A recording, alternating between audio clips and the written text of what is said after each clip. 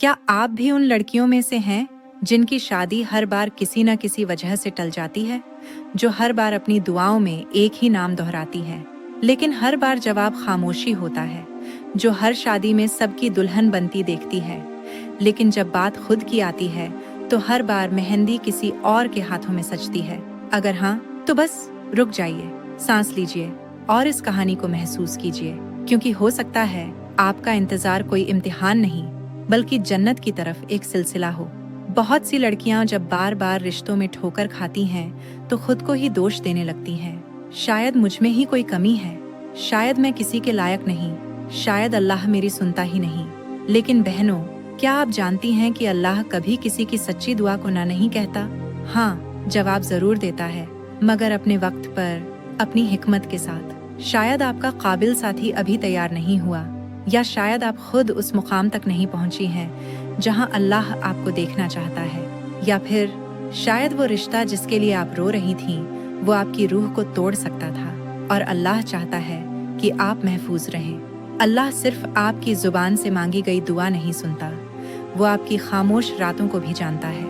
वो सजदे जिनमें आप देर तक रोती रहीं, वो वक्त जब सब सो रहे थे और आप तन्हा अपने रब से बात कर रही थीं, वो इज्जत जिसे बचाने के लिए आपने गुनाह का रास्ता नहीं चुना। अल्लाह सब देख रहा है। जरा सोचिए, जब हजरत मूसा अलैहिस्सलाम की माँ ने अपने मासूम बेटे को दरिया में बहा दिया था तो वो अल्लाह पर कितना भरोसा रखती होंगी। जब यूसुफ अलैहिस्सलाम को उनके ही भाइयों ने कुएं में फेंका था तो उनकी तकदीर में एक पूरा तख्त लिखा गया था। तो क्या आपका सब्र, आपकी नमाजें, आपकी रातों की तन्हाई बेकार जा सकती हैं? नहीं, कभी नहीं। हर रिश्ता जो टूटा है, हर इनकार जो मिला है, वो शायद एक बुरे अंजाम से आपको बचाने का जरिया था। कभी कभी अल्लाह ना इसलिए कहता है क्योंकि वो बेहतर देना चाहता है। अभी आपकी शादी क्यों नहीं हो रही? हो सकता है आपके लिए जो लिखा गया है वो अभी किसी इम्तिहान से गुजर रहा हो, या अल्लाह आपको एक और मुकाम तक ले जाना चाहता हो, या फिर आपको किसी ऐसी चीज से बचाना चाहता हो जो आने वाले वक्त में दुख दे सकती है। आप ये सब नहीं देख सकती, लेकिन आपका रब देख रहा है और वो सबसे बेहतर जानता है। अब एक और पहलू समझिए। शायद आप सोचती हैं कि सब्र करते करते थक गई हैं। सब्र कितना और करना होगा? तो बहन, जान लीजिए, सब्र सिर्फ वक्त काटने का नाम नहीं है। सब्र एक इबादत है। सब्र करना मतलब अल्लाह से रजा में रहना, और अल्लाह ने वादा किया है, बेशक सब्र करने वालों को उनके अज्र बिना हिसाब के दिया जाएगा। सोचिए, जब आप अपने होने वाले शौहर से मिलेंगी और वो आपको देखकर कहेगा, मैंने तुम्हारे लिए भी दुआ की थी, क्या उस दिन आपके सब्र की सारी थकावट मिठास में नहीं बदल जाएगी? क्या उस दिन अल्लाह का शुक्र आप और भी ज्यादा नहीं करेंगी?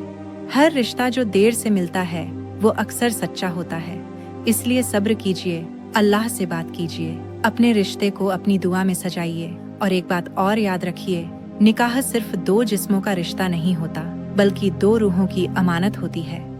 उससे पहले का सब्र उस रिश्ते की नींव है। जो नींव सब्र से रखी जाए वही रिश्ता हमेशा टिकता है। अगर आप भी इस सब्र के सफर में हैं तो इस वीडियो को अपनी किसी बहन, किसी दोस्त के साथ जरूर शेयर करें। शायद वो भी इसी दौर से गुजर रही हो, और कमेंट में जरूर लिखें, मेरा यकीन अल्लाह पर है और अल्लाह ही मेरे लिए सबसे बेहतर लिखेगा।